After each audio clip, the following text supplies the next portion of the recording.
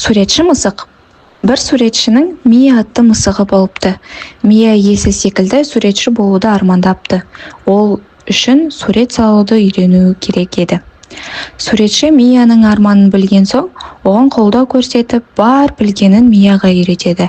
Осылайша Мия суретші мысық деген атаққа ие болады. Жануарлар әлемінде танымал болады. Бір күні Мия ерекше сурет салғысы келеді. Көк аспанды, алтын күнді, жасыл ағаштарды салады. Бірақ суретінде бір нәрсе жетпей тұрған секілді болады.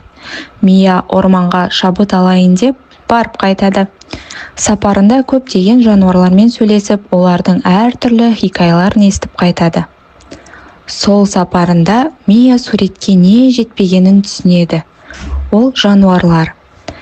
Мия іске кірісіп, секеңдеп ойнаған қояндар, демалып жатқан түлкілер, апанын қорғаған қасқырлар мен бал жағлаған аюларды суретінде бейнелейді.